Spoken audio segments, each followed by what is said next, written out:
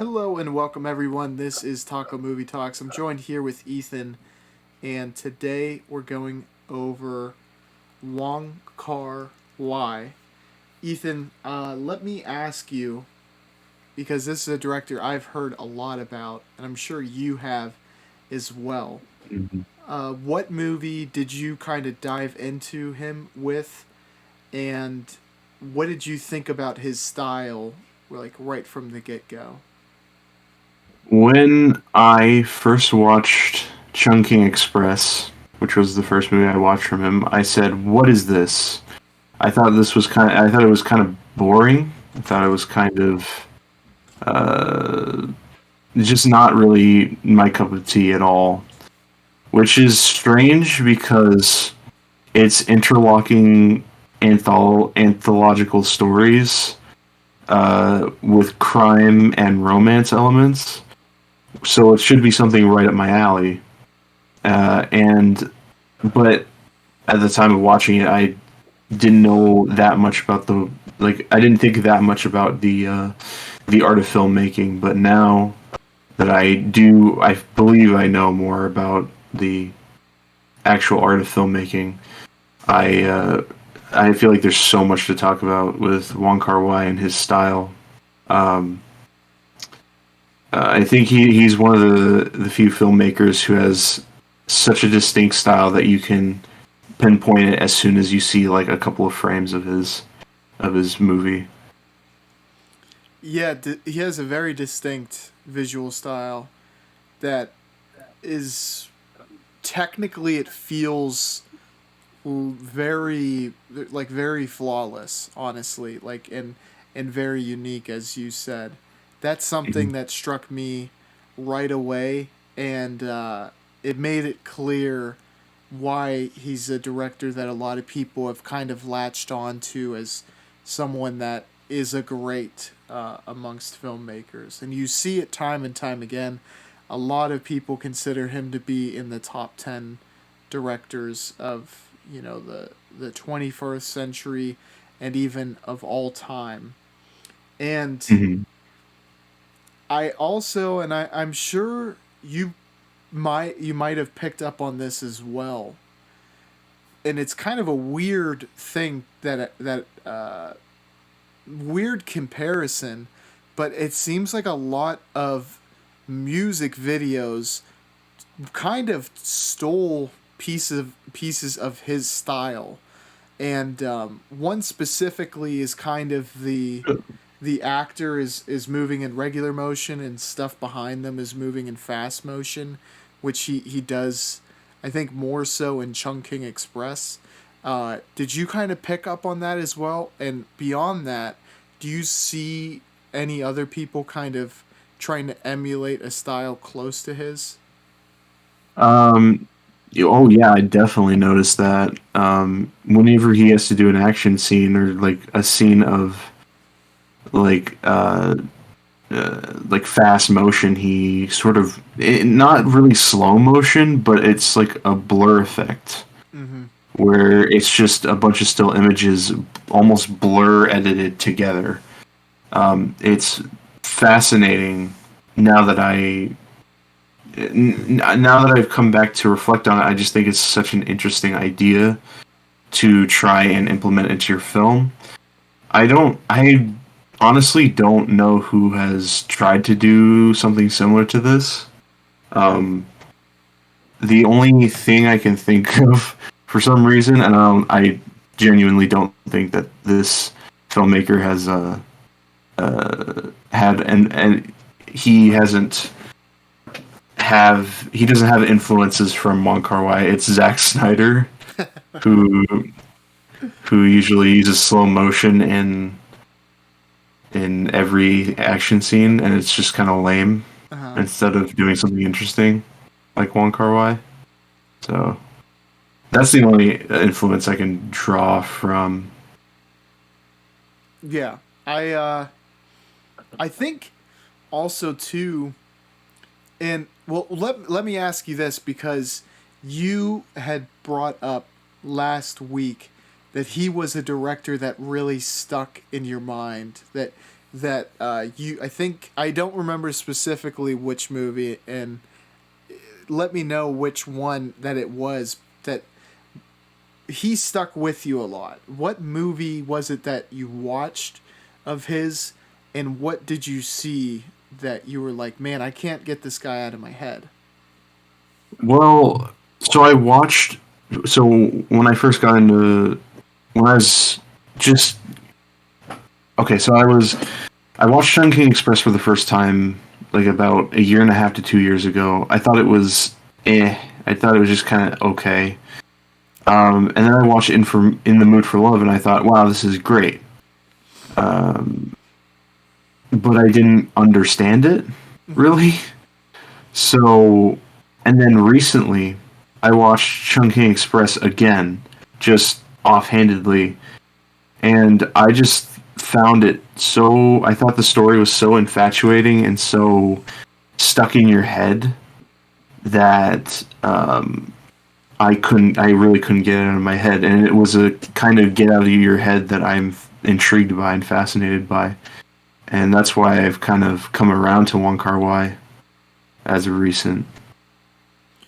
I have a similar experience. So there are some directors that I think are more uh, like beginner friendly. That's just the term I'm going to use. And when I say that, I mean the first movie you can really get adapted to their style fairly quickly, and whether that's a good thing or a bad thing, whether it's because they're similar to styles you've been exposed to, but obviously Kar-wai is very very unique, and I find that in when you combine his visual style with the stories that he tells, and try to go into deeper detail on that later. But where I'm going with this is, it usually takes me like a film or two before I can really truly resonate with what the director is doing. And I think Kar-wai, I think the more I watch of him, it's going to resonate even deeper, and I appreciated these first two, but it really wasn't until the end of Chungking Express, which was the first film I watched of his, that I was like, damn, like, I was kind of just floating in this story. It felt very ethereal, and then the ending, it just kind of made me smile, and I was like, he did something pretty special here, and I really liked the story, and I liked all the emotion that went into it, and I guess just taking a step away from Kar-wai, do you still get that yourself, Ethan? Because I know you watch a lot of film. Do you still, when you're exposed to these really unique directors, does it kind of take uh, you dipping your toe in them a little bit before you can fully embrace this, completely different style? I think it depends on the director. Mm-hmm. If it's someone who just makes really good movies that are more accessible, like Brian De Palma, for example, Mm-hmm. like he makes movies that are they have a style, Mm-hmm. they have a sense of direction, and Brian De Palma is really talented, and so you get a bunch of movies that are more accessible but still really great. You get stuff like Blowout or Scarface or Carrie. Um, but Wong Kar Wai is someone who has a style that is it takes you a little bit. It takes you a little bit to get into their style. And Wong Kar Wai is probably the most recent example of this for me, where a director takes a little bit to actually like for me to actually understand. So he's one. Ingmar Bergman Mm-hmm. is kind of another one. I'm trying to think of other directors, but none other come to mind.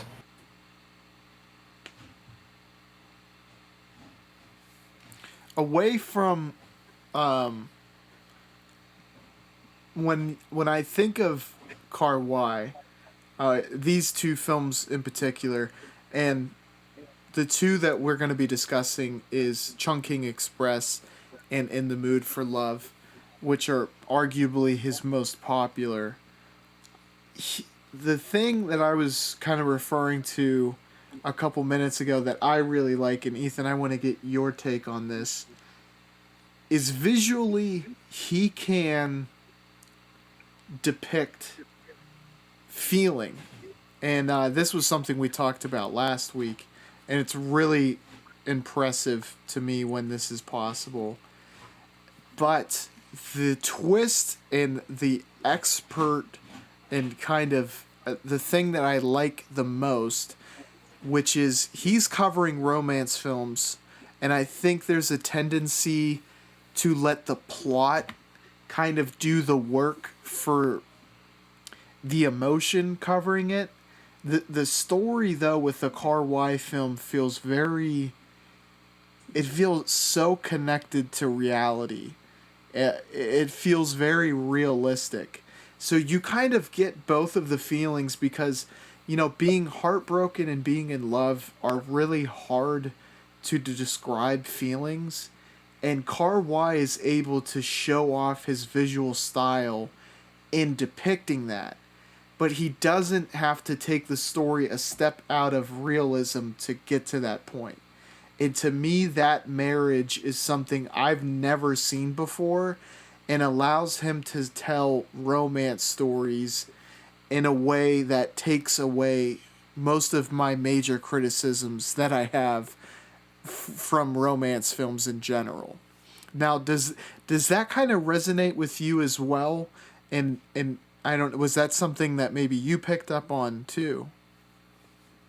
Um, well, yeah, definitely that he definitely has a way of doing. I'm not sure. The thing is that there are many different techniques that he uses that you can pinpoint. Mm-hmm. Um, but like he likes to do romance, like we've both stated that he usually depicts romance not as romantic as usually. I'm trying to think of the right words for this. Right, it's like he takes romance and goes the opposite direction with romance Mm-hmm. into something that is um, kind of the impossible love, and he does that in the most warm, almost comforting way possible. Mm-hmm. And I think that is one thing that I picked up on is that he depicts these very depressing themes in a very warm light. I love you highlighting that, because looking at it now in hindsight, it is quite clear. But it's you don't see that generally. If a film were to do that, I think that they would go the depressing route, right? I mean, Yeah. and that's what we're kind of accustomed to. So to have a story that is like putting things just out of hand's reach, yet the warmness to his picture, and I mean that quite literally, like the shots, the colors, everything feels kind of alive and warm, like you said. It's I've never seen that type of combination before. It makes the film feel very special and just I wasn't used to it, I guess. Yeah. I at first I wasn't either, and I was just like, what is this? And then I sat down and truly watched the movie, and it, it's incredible.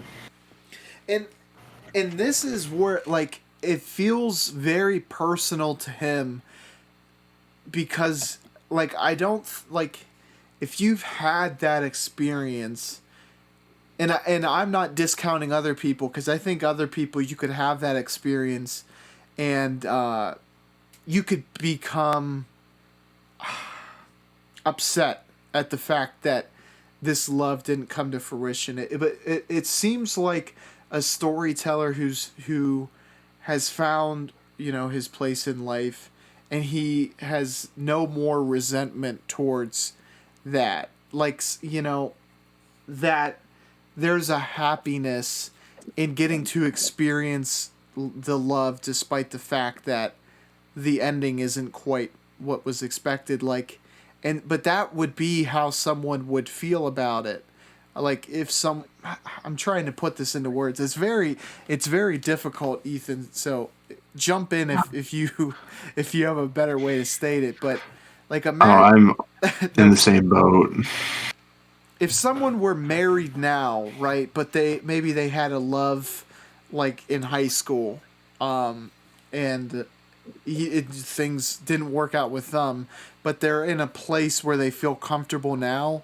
You can look back on that memory, and it doesn't have to be like a painful memory, and it feels like we're looking through it at that lens. Yeah, almost in that regard, definitely. And um, he uses, like, it feels like you're looking through someone's memory.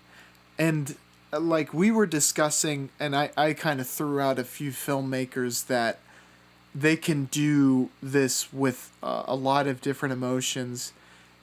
I find David Lynch is uniquely, I mean, he does it his own way. He's a very unique director for sure. And I'm going to go down his path because, and I'm going to speak on Eraserhead specifically, because that movie is one that I can actually mentally picture it. But there's like specific shots that is kind of more so than the actual picture of what happened.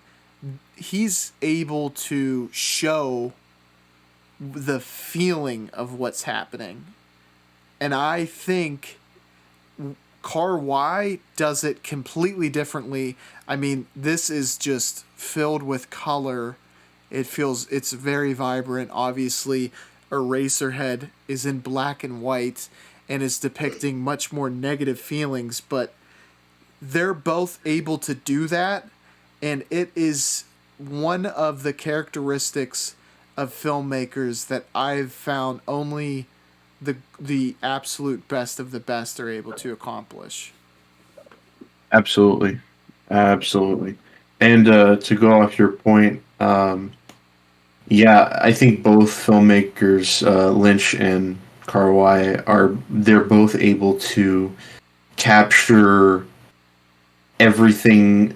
They're able to capture their emotions and harness it into their direction and their filmmaking in an almost seamless manner. And the way they both depict um, uh, like human emotion is so well communicated.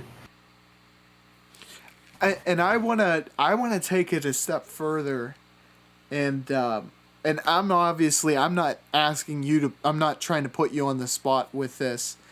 It's just a general question.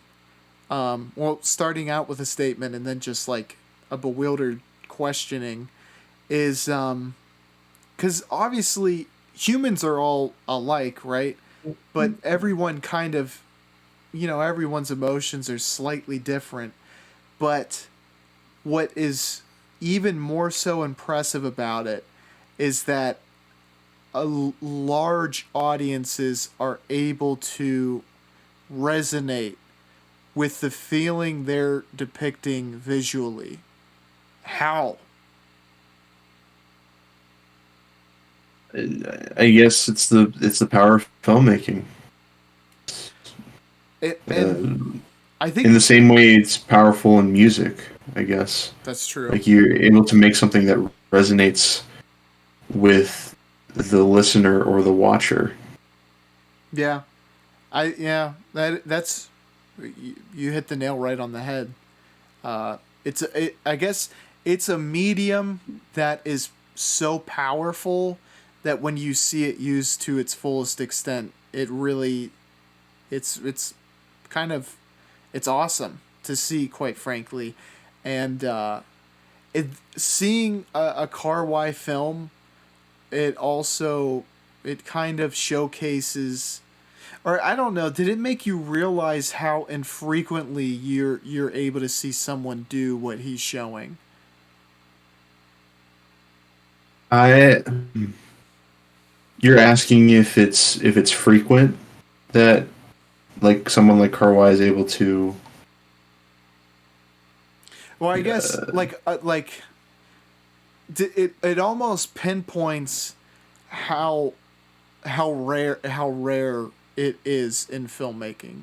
I guess. I mean, yes. depending on who you watch, obviously, but Mhm. generally, a lot of directors, uh, and whether they're capable or not, don't aren't able to accomplish this at all in their film, and a lot don't even attempt.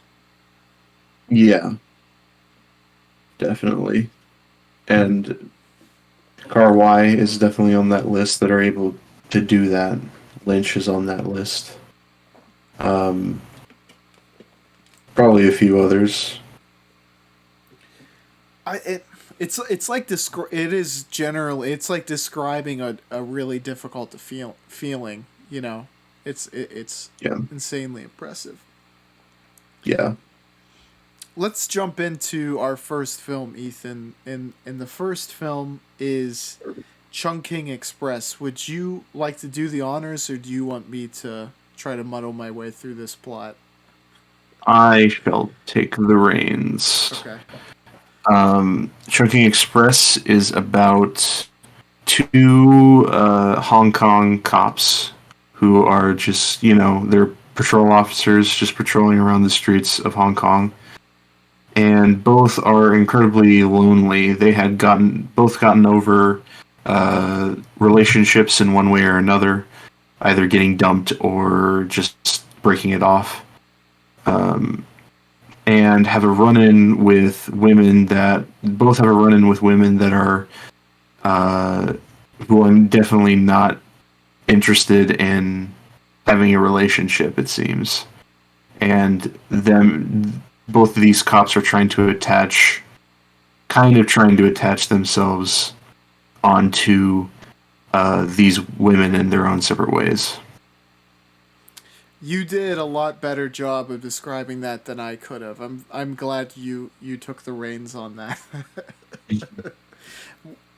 One thing that I felt, and I loved how the story, how the timeline of the story was told, because I found the first story kind of perfectly set the groundwork for the second story in the ending. What are your thoughts on that? Do you kind of agree with that? I definitely agree with that. The first part is shorter than the second part. Mm-hmm. Um, it starts off with cop Takeshi Kaneshiro. Kaneshiro, I think that's his name. He's a Japanese Hong Kong actor. He plays the first cop of the story, and he usually hangs around the streets. He has a can of like I love how it flows. I just love how that story flows. Just the ticking clock of the for these characters before really letting loose in the second act, where it seems that time is almost repeating itself. Yes. Um, the crime element to this story too is a pretty interesting subplot as well. But I guess it's the emotional element that stuck with me the most. It's almost easy to overlook and even forget the crime element that uh, plays a large role in that kind of first part of the story. Yeah, definitely. And like when I said the first part kind of sets the table is there was like a really there was a lot of distinct parts thrown into this. The pineapple thing being key, and where the first cop was buying pineapples because his ex girlfriend liked them, and it was like setting an expiration date on his grief. But I felt like it was also like somewhat of a metaphor, and there's kind of two metaphors, one I made and one that's directly in the film, where he's like, if I could can this memory, I would hope it would last a lifetime. But it also feels like, and maybe I misinterpreted it, but the first interaction kind of seems like a just a short, like this really short interaction that maybe you remember for a long time, but it's just like one day and then you could never see someone again, right? And then Yeah. the second interaction, and then maybe you do forget about them.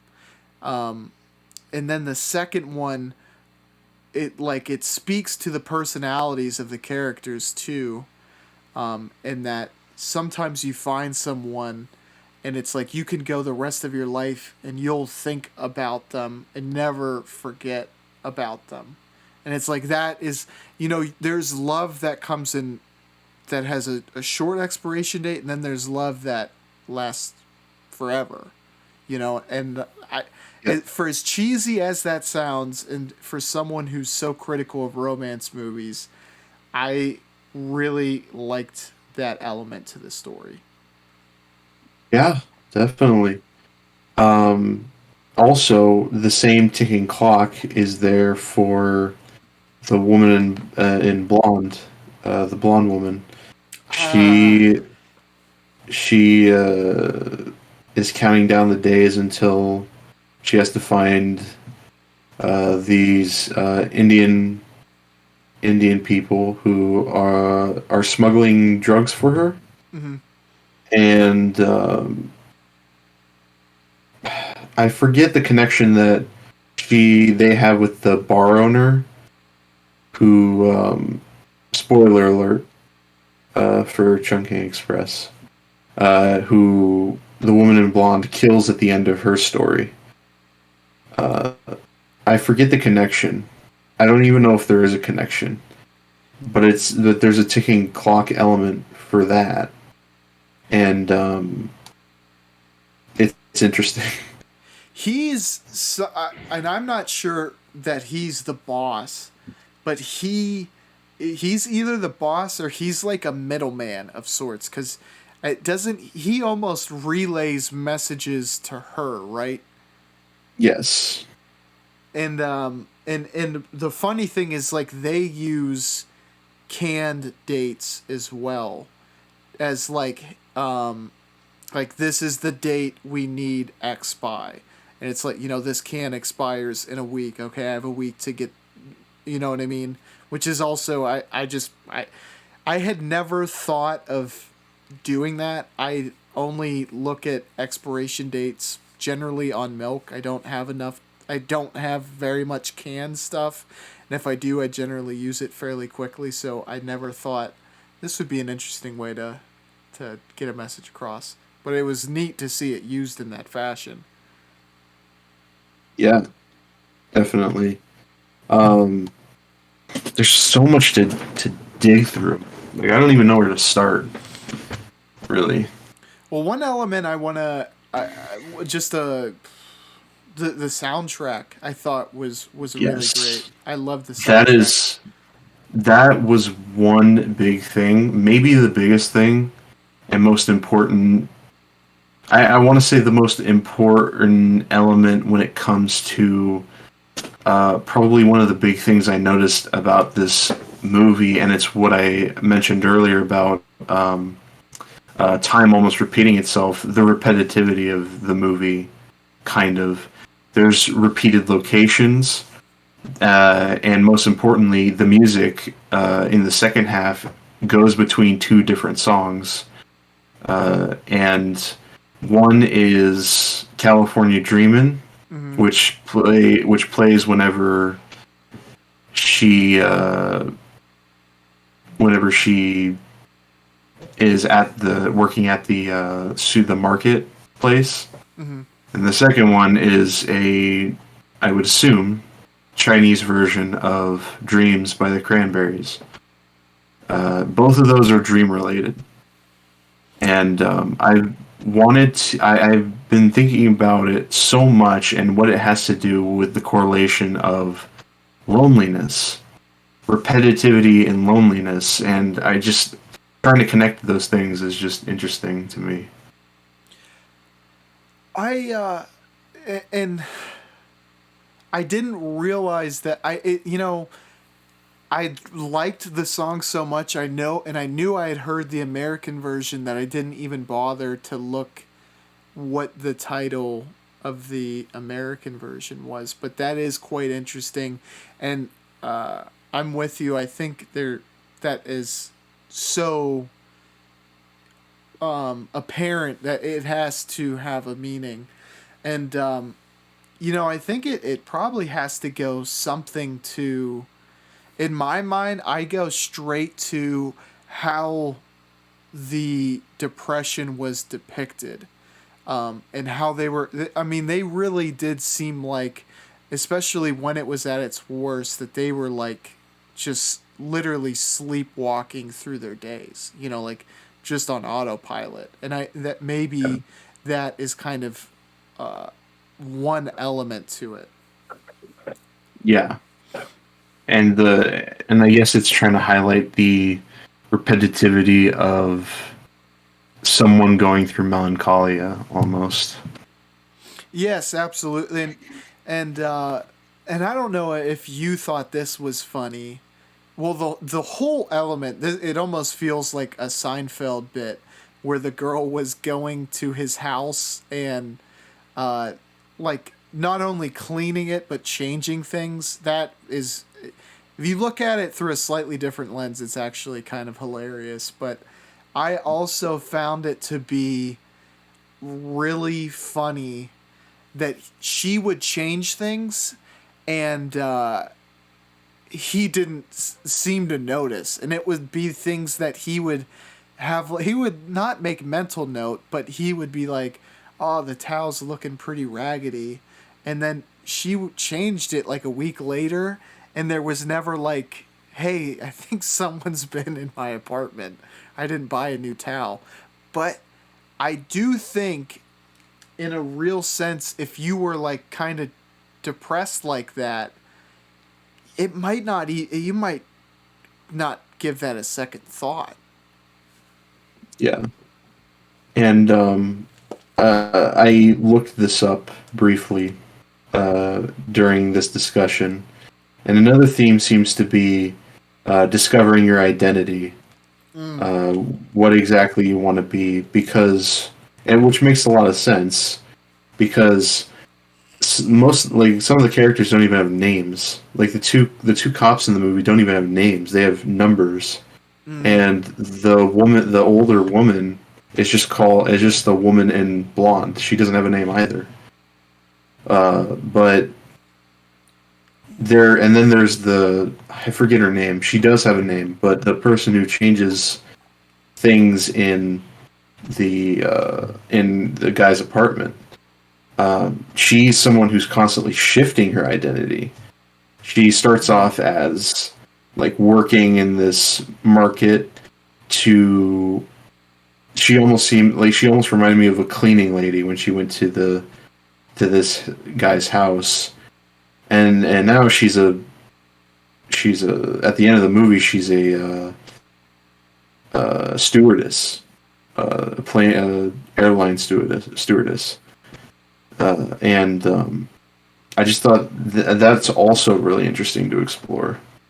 Yeah, she seems kind of like a blank slate in a way, and especially early on, and I think that's even kind of depicted in the way that it's like she has short hair and like her hairstyle, which is for and like kind of basic dress. It's like she has all of these ideas of who she wants to be, but hasn't like gone through with it yet. Um, Let me ask you: do you think a part of the journey, like she felt she needed to kind of figure out for herself who she was, or that she wanted to become someone who that cop would like? Because I don't know if I read into this incorrectly, but that was the profession of his ex-girlfriend, and I thought maybe that was why, but it also does tie into the fact that she loved to travel. So it might have been her either fully committing to herself or trying to find a way to, I don't know. What were your thoughts? Well, I think my thoughts are she's just someone who hates. She's despite the fact that this movie has a thing for repetitivity. The this character hates, like, absolutely hates repetitivity. The only thing repetitive is the song that she plays, which is California Dreamin'. Um, she is constantly wanting change, and for her to go into this guy's house and change everything is it's almost bringing excitement into this guy's life, Mm, and not to mention uh, she just doesn't she is constantly changing what she wants to be, so she's the pure embodiment of the contradiction of this movie. and that is really interesting. That's an interesting point. And do you think she ever had any intention of seeing that police officer again? Do you think that she had deep feelings for him at any point? And on top of that, do you think she ever had an intention of seeing him again? um I think she just is just drifting through life and just happens to have this guy in her memory, and he has feelings for her because his life is also pretty repetitive, and he all well we've seen before that he has like ditched this one stewardess, just kind of ghosted her um, after sleeping with her, and so you get the sense that because I'm not sure. There is some logical through line here, but I'm trying to honestly piece it together as we're speaking. I understand. And one thing that I think emboldens a point that you made uh, when speaking to repetition is that he ordered the same thing every single time, and when it was recommended to order a different thing, it was like that was the first time he had been introduced to the idea of change. He's like, well, what if she doesn't like it? It's like, well, then you have, but like, do you know what I mean? It's like it's so routine to him that he never thinks of change.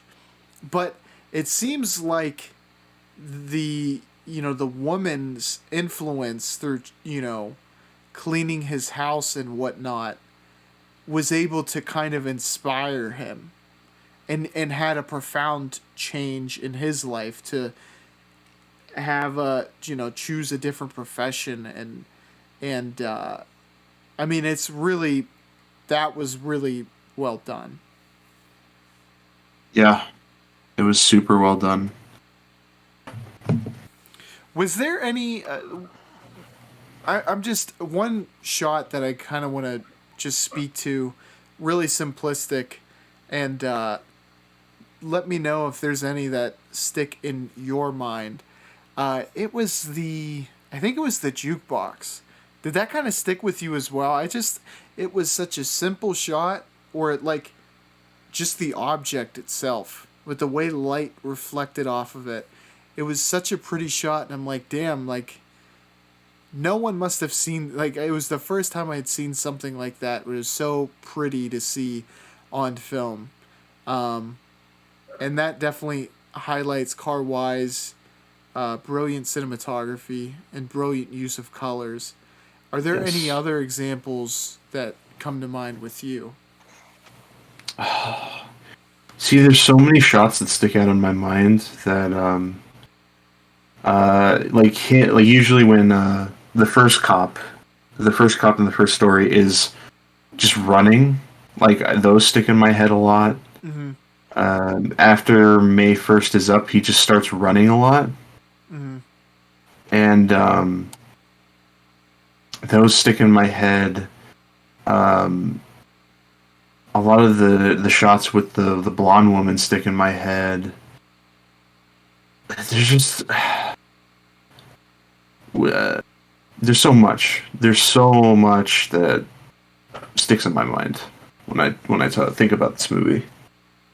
Yeah, just speaking to the blind, the not blind, the blonde woman, I She's a blind woman. She's wearing sunglasses everywhere she goes. yeah, exactly. Just the character design, simple, was great. Like she just looked very she was very prevalent on screen and had a Yeah, premise, or not a premise. Jeez, I can't talk today. She had a presence immediately because of her striking look.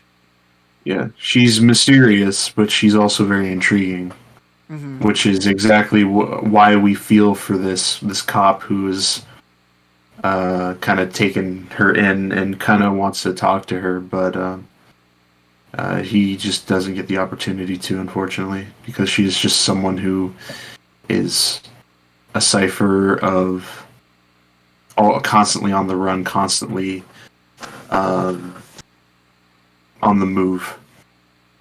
Now, I think you're kind of touching on something that would be worth drilling into, where with the second story, I think it's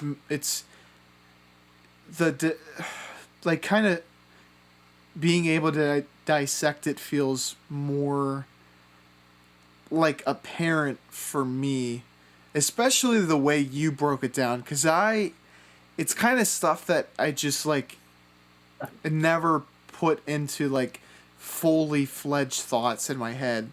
But after hearing you say, it's like, yeah, that is actually exactly the way it was, where, they were just kind of two different people, especially at the time period that maybe like th- that they were in contact or close proximity.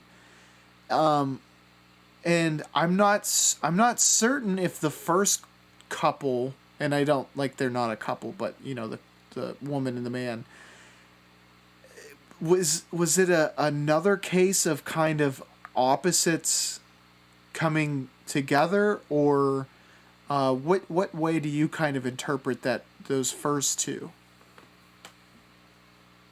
I I just interpret it as just the kind of the opposite of the second story. Mm-hmm. Um, someone, this is somebody who has been ditched, and instead of so basically what he resorts to is in this melancholia, repetitive state of like getting pineapple and getting the same expiration date. Um, yeah, you're right. It is a little harder to break down because and I think the thing is that because this woman is also on the move, he also wants to try and be on the move. Mm, But there's a moment where they get a hotel room, I believe. mm-hmm. The woman is just laying there for days, and he just sits there with her for days. Yeah, I think it's like he desperately wanted someone to cling on to, and she was not like available for that. And it's deeply ingrained in who she is as a person, is that she could never be that for him. And I guess you could make that similarity with the second story as well. Although uh it seems as though let me ask you this: did you interpret the ending as a happy ending? Um, I thought of it as a ending of acceptance. See, and I maybe I misread it, but I thought there was hope that that second couple may be able to make it work. There's hope, but there's also a sense of melancholic uh, despair Now, to me. do you think he is um, like, if you were to follow the first guy, for example? Well, maybe it's because his brush with the woman is so brief that it's not something that's going to stick with him for that long. But the second man, his encounter is much longer, that he kind of marinades in it longer and attaches himself to this false ideal for over a year. Is that speak to you at all? Um, yeah. I mean, that is a possible like idea of clinging on to impossible love. That is definitely in a major theme, a major through line throughout the movie. And I think it is definitely something uh, that people can resonate with. That, I mean, I think people have found someone in their lives, and whether it was just bad timing or whatever, but it just because it doesn't work doesn't mean that person leaves your mind. And like, it's something that probably men and women both can say, like, yeah, it's painful, but that glimmer of hope is what keeps you kind of inflicting this pain on yourself over and over again. Yeah, exactly. I mean, super well done. I love the story, Yeah. and being able to just have this super unique and memorable visual style attached to such a project is like, I mean, I can see what all the talk is about with Yeah. Kar-wai. Is there any additional pieces that you wanted to touch on coming into this discussion, Ethan? Um, yeah, I don't know what else to say. It's up there with Chinatown and Persona for the loudest, with for the biggest change in opinion that I've ever had on a film.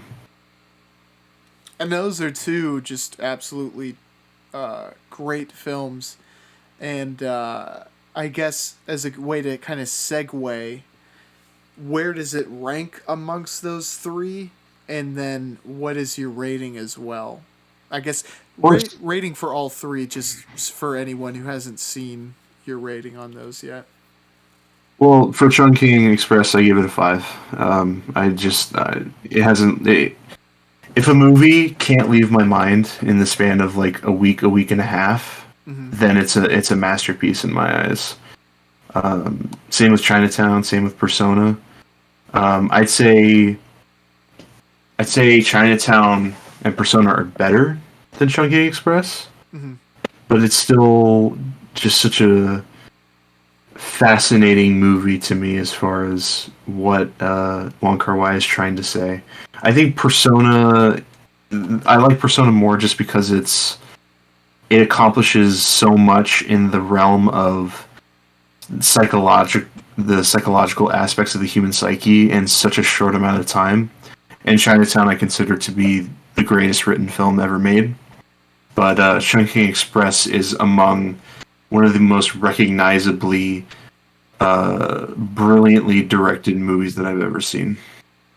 Would you argue its case for best romantic film?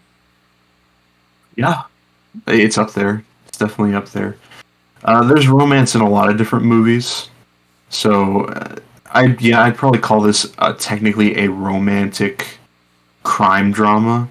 Hmm. Um, but yeah, it's probably up there for my favorite romantic movies.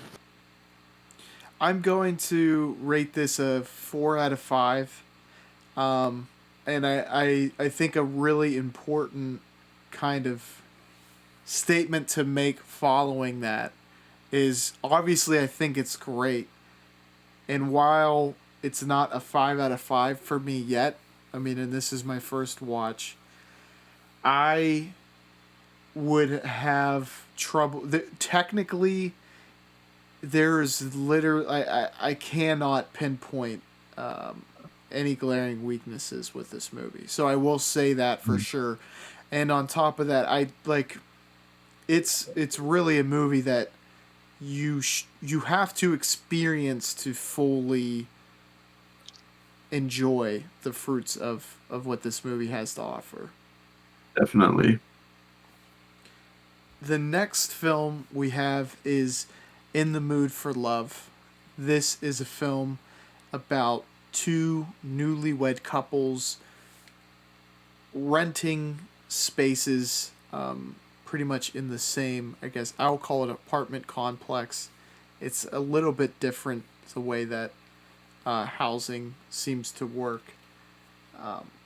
Anywho, there is an affair that is uncovered by both spouses, and while the I'll say the cheating couple is away, the people left behind kind of find solace in one another, and I find the beauty of this story is when they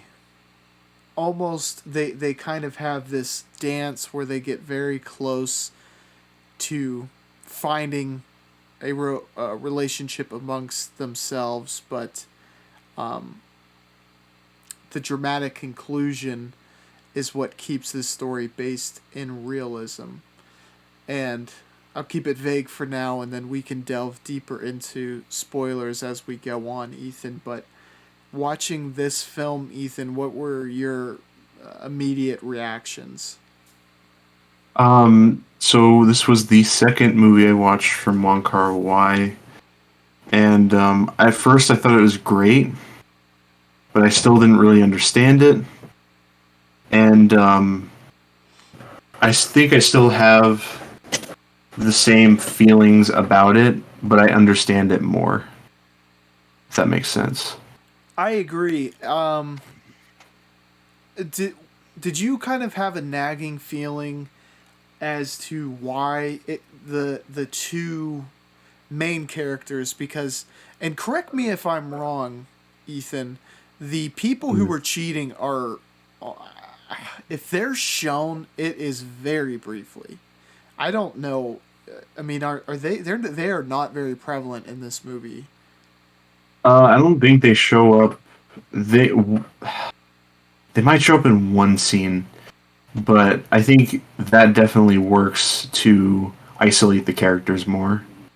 I completely agree. And and I will say early on, I was like, I thought I might have been getting characters confused, And then as it progressed, I was like, okay, I was thinking exactly what you had just said, but I wanted to kind of make doubly sure.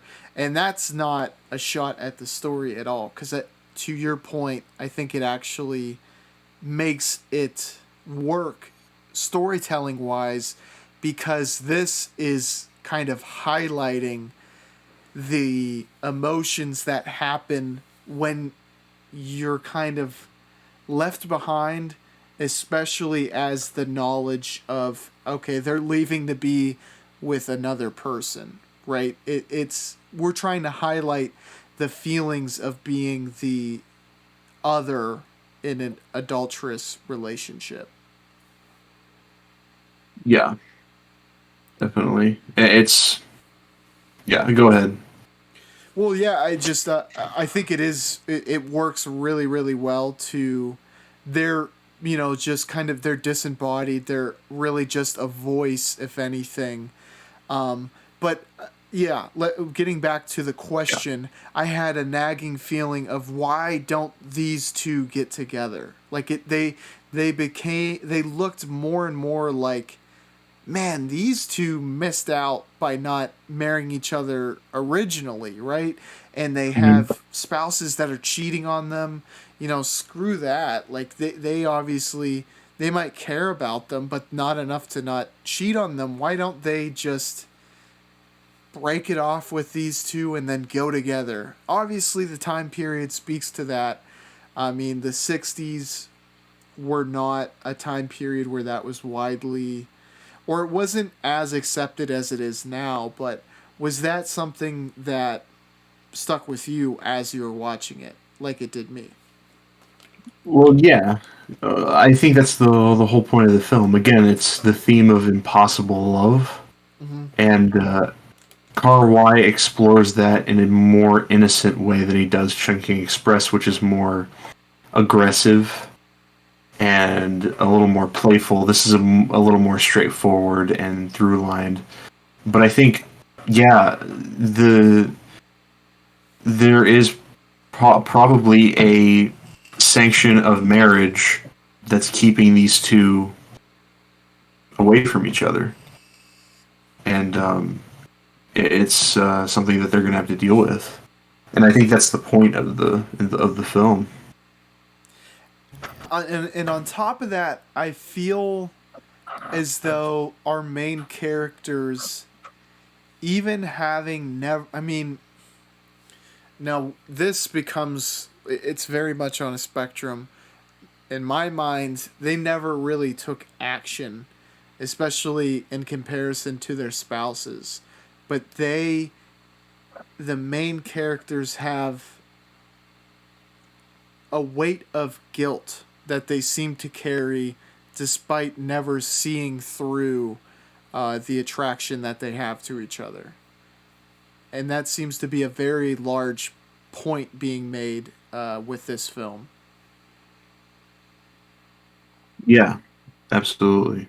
And I think part of that, and correct me if I'm wrong, and I feel like the movie even speaks to this directly, is that now they understand why and how their spouse could do what they're doing to them.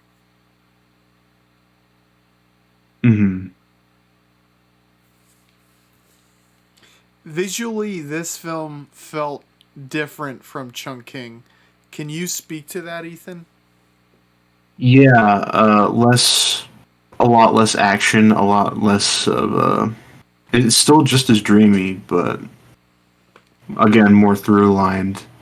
I love the again use of repetitive music. The one theme, Yumeji's theme, is what it's called. That use of that song is I love the use of that song. I love that song in general. There was probably one night where I listened to it about 10 times over while I was doing something else. But it's a the the presentation is a lot more through line than Chungking. Yeah. Um, and I think that definitely works for this film. One just specific piece that I want to say is, I loved how the costume puts you directly in the time period, and I thought that was really well Yeah. done.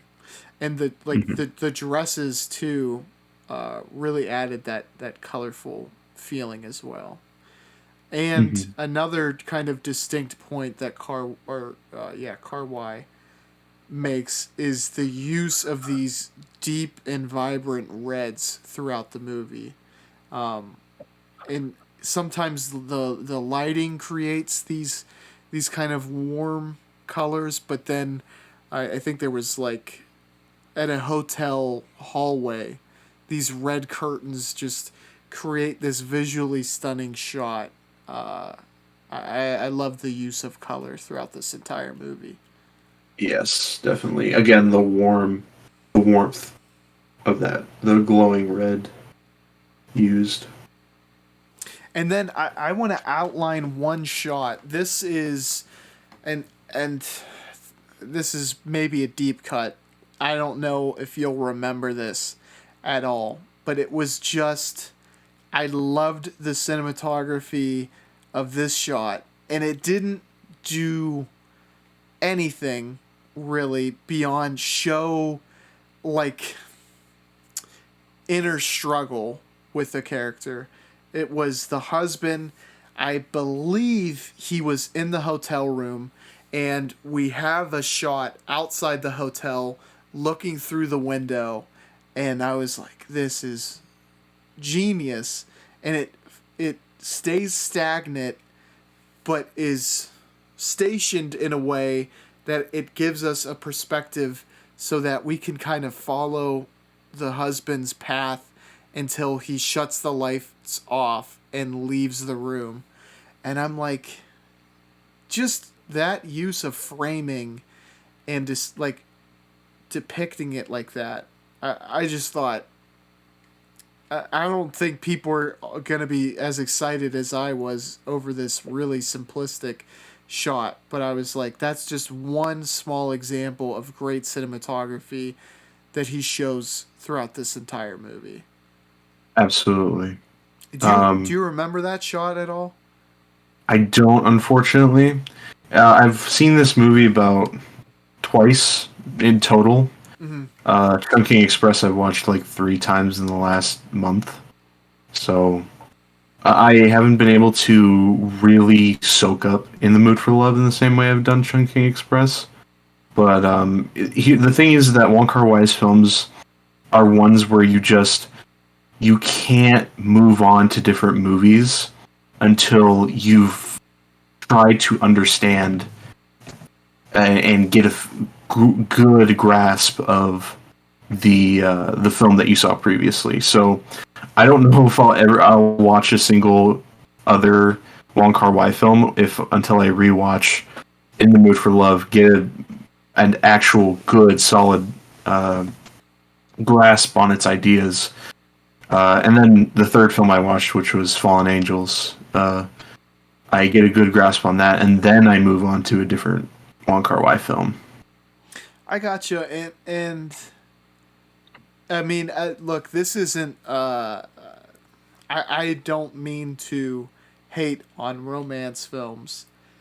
That's a rarity, though. Would you not agree? Where romance films feel so deeply interpretive. Yeah. Um, yeah, not really. Usually romance movies are... Well, I don't even know if I'd classify Wong Kar-wai's films as romance movies. Because they have romance in them, but it's almost too... It's almost too, like, self-emotional to for me to classify them as romance movies, except for maybe In the Mood for Love. Mm-hmm. But I do agree with you that these movies are so interpretive and they are kind of romance movies. Um, but I definitely agree with you there. I like the term s- uh, self interpretive. Am I right? I know you just said it, but that's what you said, Hmm. right? I think I said self-emotional, but Self emotion. self-interpretive. Like self-interpretive, yeah. Can you kind of expand upon that? Because I do think, and especially with Chungking Express, that feels very accurate. And I also think that bleeds over into In the Mood for Love. Can you expand on that and just kind of like put your thoughts into why you feel that way? Me, romance movies are a two-person show, right? Well, I mean,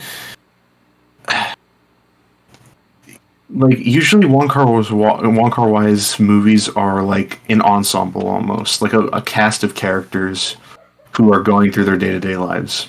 Mm-hmm.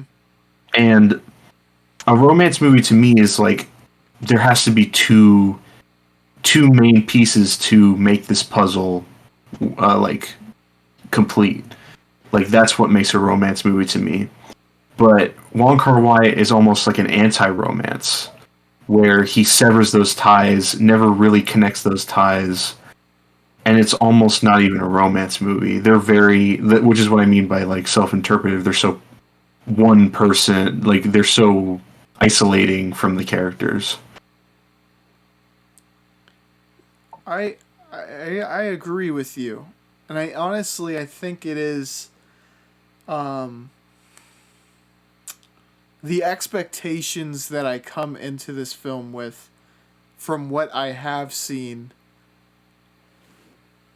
kind of almost puts these falsities of what I expect is going to happen next, and then sometimes I kind of like add these feelings to what the story's actually trying to show, just because it is so distinctive and goes a completely opposite direction.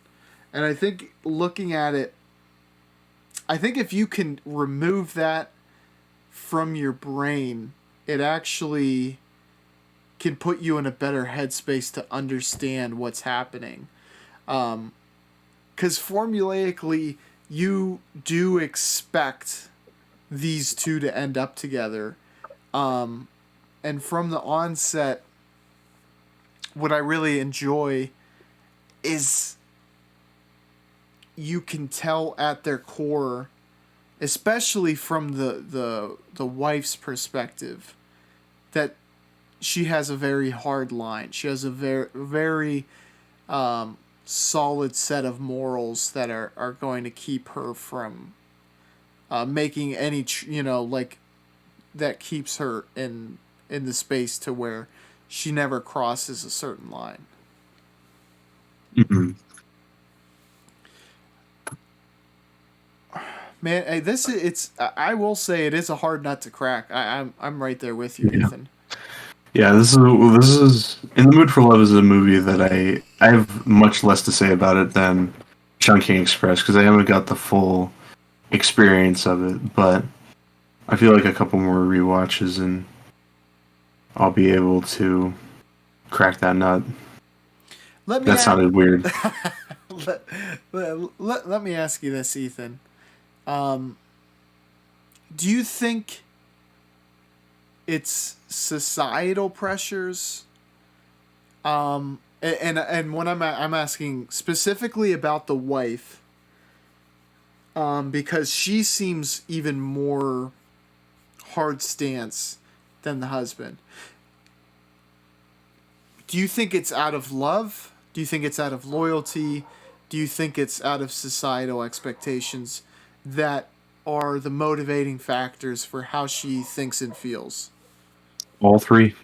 It's probably all three. It's probably another motive. There's probably so many factors that go into this is not a good idea, but that love is that connection that these two have made from loneliness is so powerful that it combats a lot of those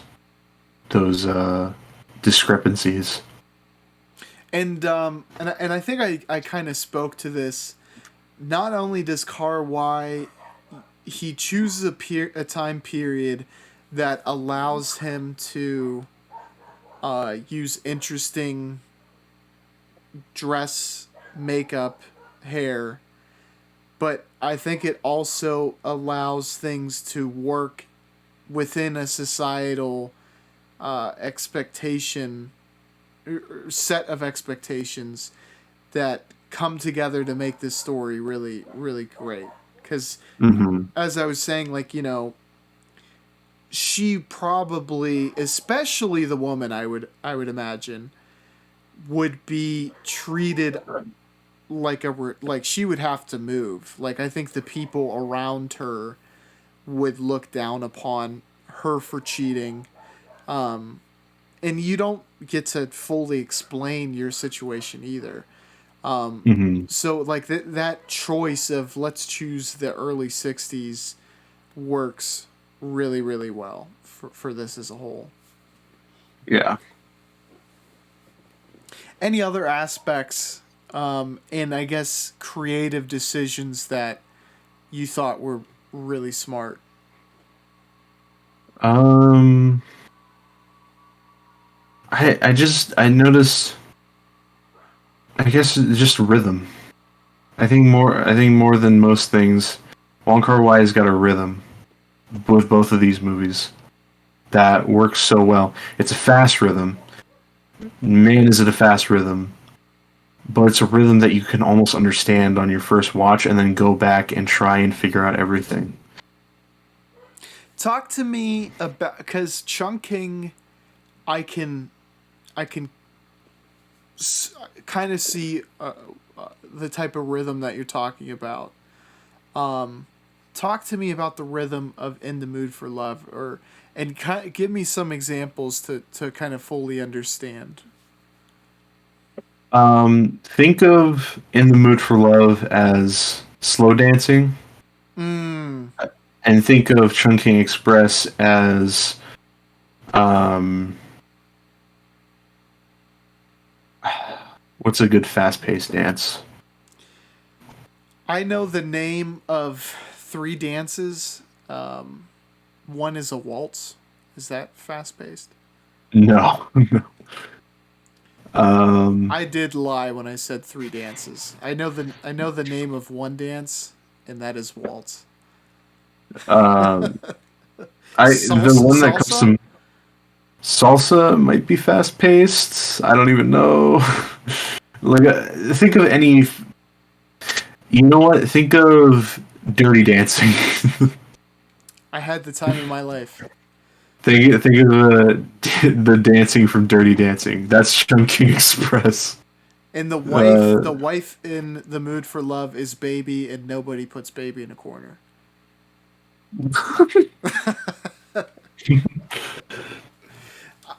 Wait, baby is baby a character from Dirty Dancing? Yeah, she's the the lead female character. Oh Who my gosh. who she this is just I have to drop this fun fact because if not, it's just gonna live in my brain the rest of the day. That actress got a nose job after that role, and they said it killed her movie career.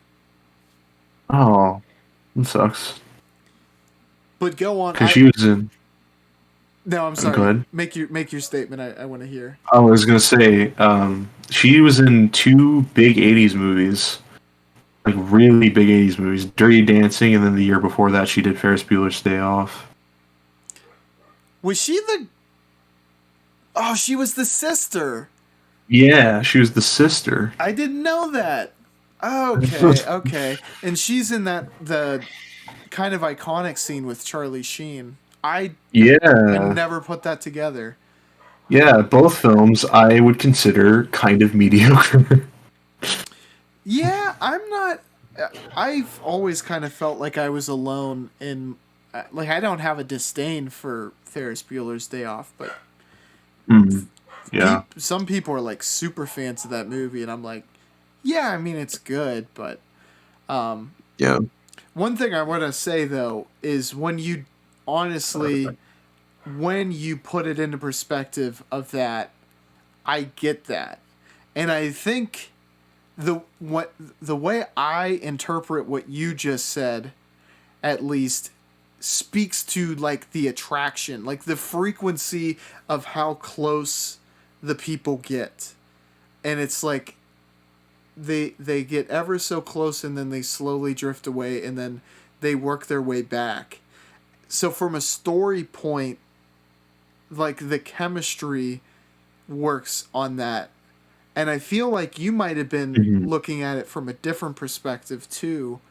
And if you were, let me know, because I think that's the brilliance of what you said, is that it works on multiple different levels. Or maybe I was you just explained it so that I was able to kind of get what you were after. Multiple rhythms, but yeah, he essentially, yeah, he. I noticed that he has such a knack for rhythm in his movies, and that's something that I really uh, take a lot of. Like when a movie has a specific rhythm, that's when I really get into it. Mm-hmm. For example, Spike Lee's "Do the Right Thing." That's a movie with that is brimming with rhythm, and not just the use of like Public Enemy, but just the shot composition, the use of Dutch angles. It makes for some of my favorite scenes in movie history, like from "Do the Right Thing." One of the characters has two knuckles, like knuckle rings, Love and and hate. they had love and hate, and it's Ray Rahim's story of love and hate, and it's one of my favorite scenes ever, just because of the rhythm. I've yet to see that movie. Definitely, I want to watch that soon. But and I'm sure this comes as no surprise to you, but those rings, and if you've seen the film, you know it. But Spike Lee speaks to this specifically, like also says, yeah, it came from Night of the Hunter, which is I love that, like paying Yeah, homage to one of the you know great films, the only film from that director too. Which yeah.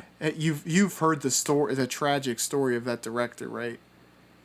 I don't remember because I know it's Charles Lawton, and Mm-hmm. great actor. He was in Witness for the Prosecution by Billy Wilder, and then he directed Night of the Hunter. But I don't know the tragic story of him. The validity to this story, I don't know 100%. Obviously, it's all secondhand information, but from what I had read was that he thought that the reception of the film would wash him out of Hollywood, and it caused him to take his own life, and is even more depressing.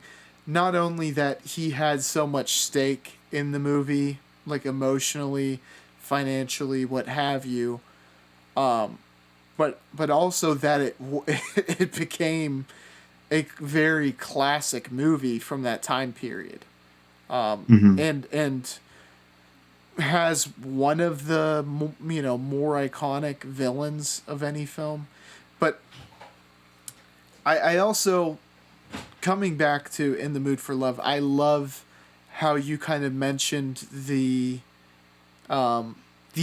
actual like how tos that the rhythm is imposed, because for a person like me and like anyone listening who's just deeply interested in film but hasn't the background of actually capturing these things, that that thought process as to how to create something like rhythm through a visual medium is so foreign that to actually break down how it's done is it's super super interesting, and I'm glad that you did do that. Can you speak, I guess, specifically as to how Kar-wai accomplishes that with this film? Um, in terms of rhythm, Mm-hmm. oh man, music. Music is such an important part of movies because it definitely is what kind of drives rhythm. It's like the and heartbeat of the film, yeah? kind of. Yeah, it is really the heartbeat of the film. I think music in conjunction with how you base that music off Mm. of the way scenes move from scene to scene. The editing is important. The shot composition is important. Everything is important to move it at a flow.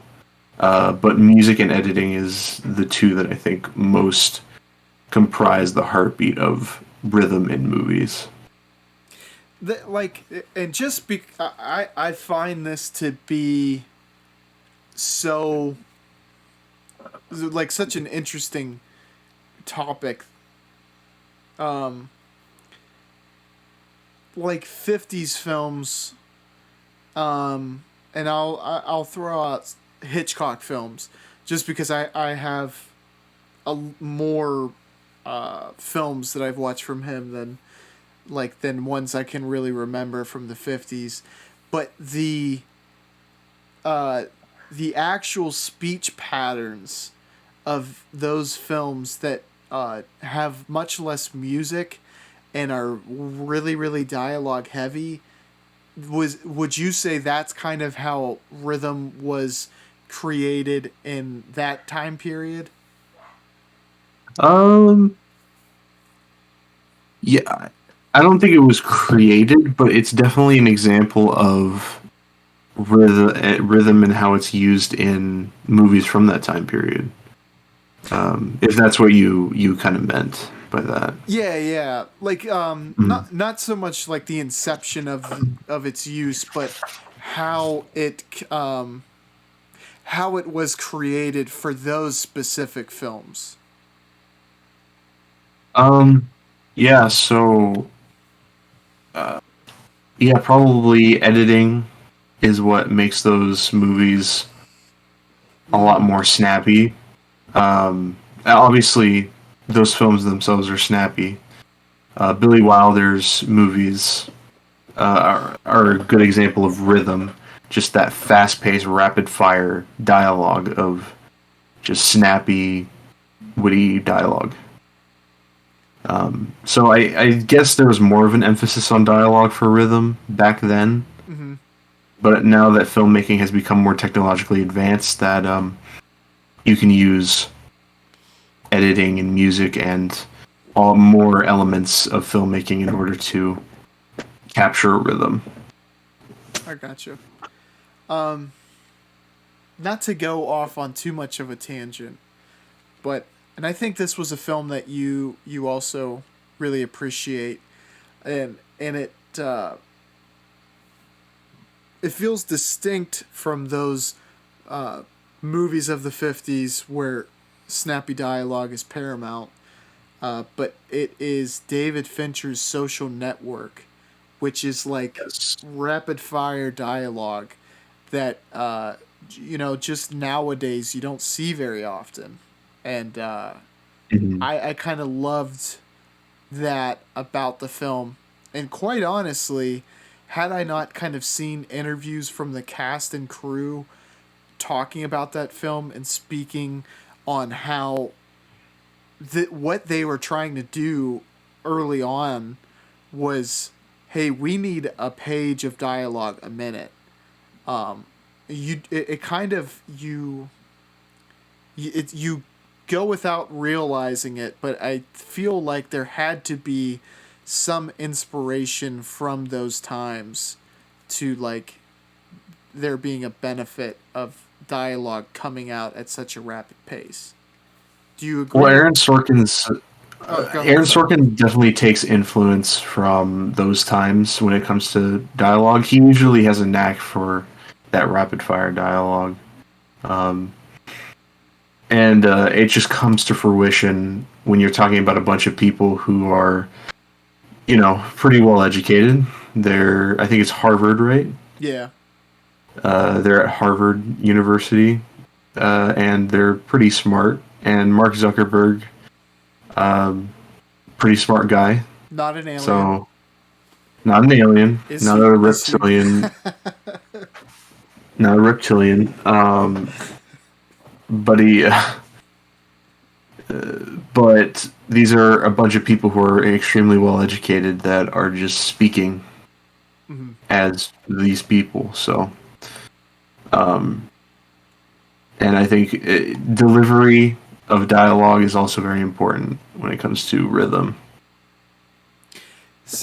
This In the Mood for Love, obviously it takes a much slower approach, and I think that there's a lot of benefits from going that direction.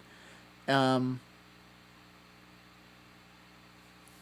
Both in that now I'm trying to kind of take soft steps. I don't want to kind of say something definitive and it be wrong, but it works both on a warmness of the interactions, but also a coldness and a calculated statement can also work as well.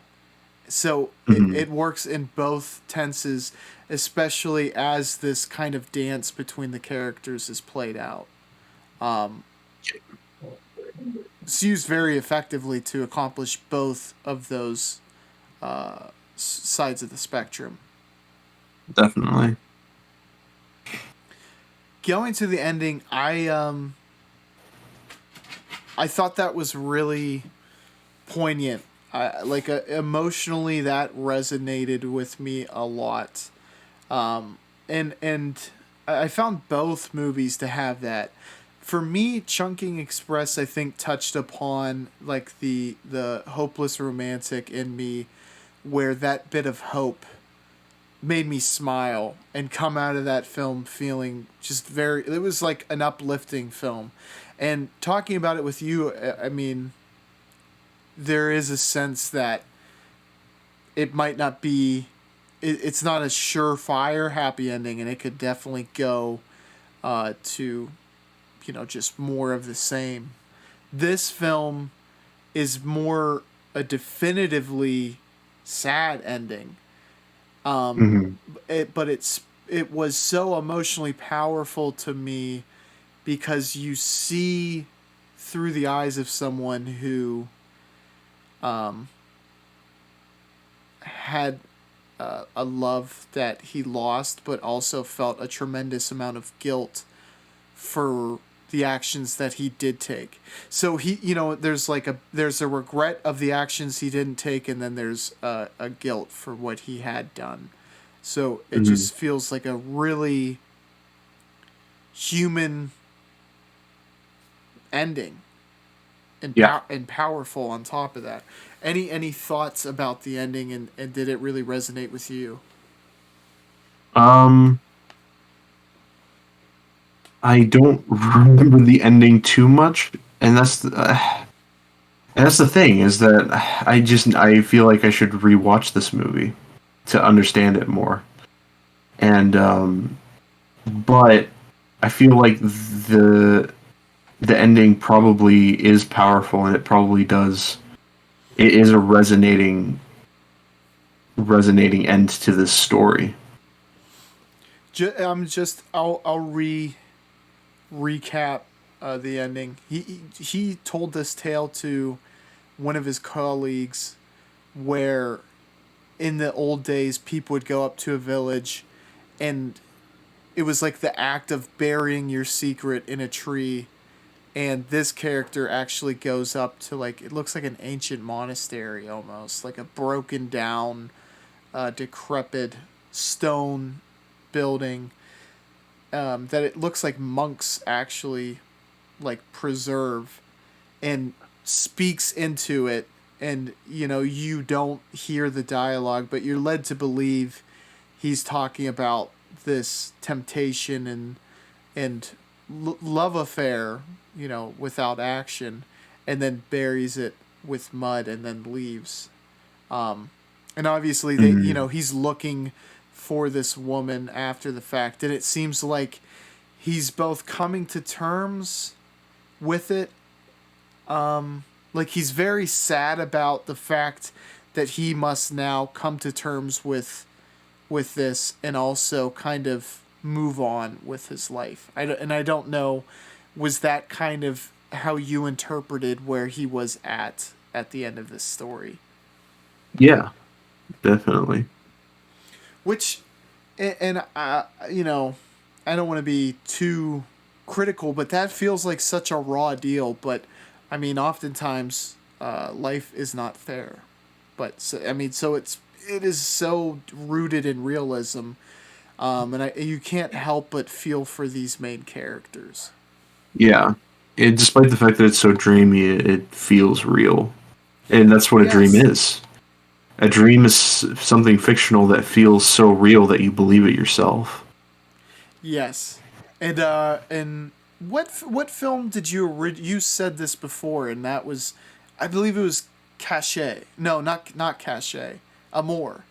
And that is so true when you say that. I mean, when you're in a dream and you think you're going to die, like, I mean, that feels as real as me talking to you now. Yeah, And this film, both memories too, I think work on that level, where because the visual, and I'm gonna say distortion, it it's there's enough real to it, but it's like depending on the scene, there's little nuances to it that make it feel larger than life, right? yeah, Yet the rules in which everything has is guided by, it's so, like the laws of physics, there's kind of laws within this film that keep everything on the train tracks. yeah, yeah, absolutely. Being able to couple those together uh, is ultimately that style is what defines Kar-wai. Absolutely, yeah, exactly. That was perfect. Now, and before we get to the rating, so you have seen Fallen Angels once now, Hmm. and any further films Nope, from Kar-wai? just these three. Okay, because I was gonna ask you, kind of in your pantheon, where Kar-wai would rank, and um, you don't need to rank him just because with that exposure, I would understand it would be tough for you to do so, but um, I would imagine you're with those three films, um, you have been able to kind of understand, maybe not fully understand, but see where the greatness of him stems from. Yes, absolutely, and I would definitely consider him one of the greats. I would too, and I think he is someone who needs to be digested thoroughly, Hmm. when you say it, and getting to speak about him with you definitely like opens my eyes to that and makes me want to explore him more so. Um, damn, he is really really different. Here's one thing that I did want to touch on, and this might be something that you don't have the answer to, but I would imagine he was allowed to make films like this because of like whatever the arrangement was with the US and China, where Hong Kong was essentially allowed to run a capitalist state for an the history of this is super fuzzy. I read about this like when I was in high school, which is nearly a decade ago. Um, where so I could not explain the intricacies of this. But does he still make films out of Hong Kong? And if so, I would imagine like China taking ownership of them now would have a dramatic impact on what he's able to produce. Yeah, interesting. It's an interesting thought, definitely. I'm not sure, really, because the last movie that he made was from well, the last big movie that he made was from 2013, Mm-hmm. and he hasn't directed. He directed a short film. Um, Even then, well, he released a short film, and that's it. That's really all that he's done in the last decade. So I'm not sure. Which is kind of insane. I mean, that someone as prolific, and obviously, when you can't force genius, right? I mean, Yeah. that kind of takes out probably everything that inspires them if you try to force it. But Mm-hmm. I hope that it's not the case that his creativity is stifled by the government that he's in. And I don't know, maybe my personal prejudices would speak just that I would think that a essentially a communist regime or something close to communism wouldn't be a governmental state that would allow someone who presents such unique and it's the opposite of uniform, which is when I think of communism as just a theory, right? If I were to almost try to like put that thought, it's like everything is uniform in a communist society, right? Mm-hmm. And I would just, I don't know, I would hope that he he would be allowed to break from that uh, and be able to make more films because obviously I'm not alone and you obviously agree, but you know a lot of other people think he's one of the best ever. So Yeah. let me ask you, Ethan, any specific topics that you wanted to touch on that we didn't get to yet on In the Mood for Love? Um. I No. I just think this movie's fantastic in a similar fashion to Chungking Express. I give it a 4.5 out of 5. I don't know if it'll change with a couple rewatches, but it's still a fantastic movie. I'm I'm close to you. I gave it a 4 out of 5, and I think same statement I made about Chungking um, goes for this one. Technically, I couldn't tell you one flaw with this film. At least for sure, nothing really stands out in my mind. I do think, and this is kind of speaking to your point, that his style is so unique that it's it deserves kind of a marinating in it and really getting time to adjust, not only adjust to it, but look deeply into each decision he makes. Um, how does your appreciation on rewatches grow? And also, are there any, I guess, not so much flaws, but things you look at that you think could be done better just because you're getting to look at them much closer due to rewatches? Um, well, I think a rewatch comes to mind when I just can't stop thinking about a movie, Mm-hmm. and maybe I had watched it at the wrong time, and then I need a rewatch for it, and you need to wait for the right moment to watch it. And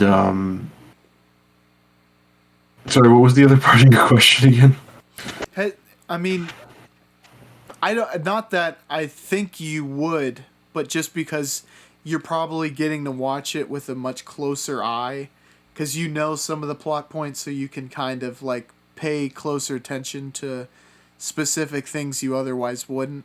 Any flaws that you have noticed? Um,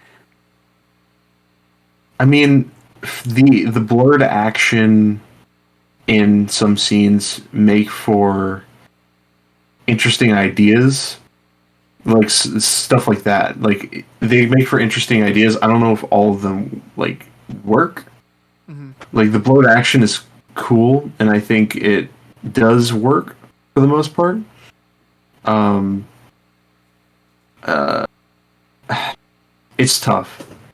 It's tough to note because it really comes down to preference. And at first, the blurred action really didn't work. Yeah. So I understand that. Yeah.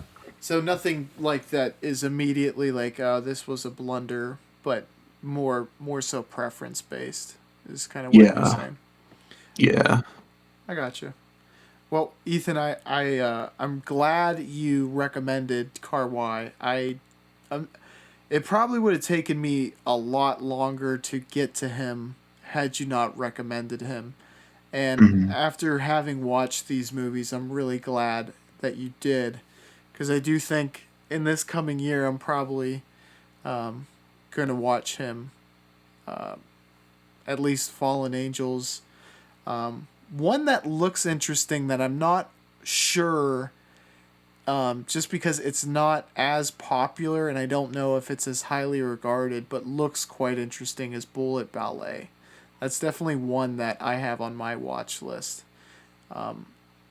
because it looks very different with its color palette and also feels like it's a much more action oriented movie, and I'm just kind of interested to see how his style would kind of translate when it's covering such a different subject matter and also, just completely taking away these vibrant colors. Uh, um. Uh. Are you talking about the 1998 movie? Let me let me check real quick. I could have made a mistake. Is that by him, Bullet Ballet? No. Oh, It's damn. by Shinya Tsukamoto. Shinya Tsukamoto. Let me see then. I'm going to look at Kar-wai. Because they're definitely. I guess I got that mixed up. Does he have action films, though? Okay, this is the one. It does have color. Um, it definitely. Okay. Ashes of Time is one I want to check out. Oh, gotcha. I did want to Yeah. see Bullet Ballet, and for whatever reason, I think I actually did get it mixed up and thought it was a Wong Kar-wai film. Um, Yeah. oh, this is the other one, because it looks a little bit similar. Is the Grandmaster as well? Hmm. The Yes. the poster of that, I don't know why it reminds me of the poster of Bullet Ballet, but that one looks like the coloring. It's a much darker film and covers a lot of like mixed martial arts action, which is something that I am going to mention because as a Hong Kong director, a lot of the notable directors from that time period and geographical area were renowned for martial arts films. I mean, those were some of the biggest actors that came out of Hong Kong, and then Kar-wai was able to kind of transcend them and become like a world renowned one of the greatest filmmakers of all time, whilst doing a completely different genre, which is just something that I think is worth noting. Absolutely. So again, Ethan, thank you for recommending Wong Kar-wai, first of all, and also thank you for joining me. Of course. If you made it to this point, Ethan has a YouTube channel. It's linked in the description below. He has his David Lynch ranked. He has his David Lynch ranked video that you should definitely check out if you're a fan of David Lynch or thinking about watching David Lynch. as well as his Chinatown analysis. And Ethan, I know that you're working on a video as well. Would you like to announce that or hint towards it, and when you think you might be releasing that? I have a new Velma video that I've been wanting to do for a while. I just didn't know how I was going to go about it. Now I know how I'm going to go about it, and I'm working on the script right now. Awesome. Probably in the next, I don't know, couple of days, I'll have the script done. I might have the voice work done, and then hopefully by the end of the month, I will have the whole shebang done, which is probably not a good precedent to set, but hopefully I can get that done. Well, I know, and I think I'm speaking for a lot of your fans as well. I'm excited for that. Definitely going to check it out. And I definitely recommend anyone listening to this check that out as well. Ethan, again, thank you very much, man. You've been great. This is all from us, and Ethan and I will catch you on the Flippity Floop. Bye, y'all. See ya.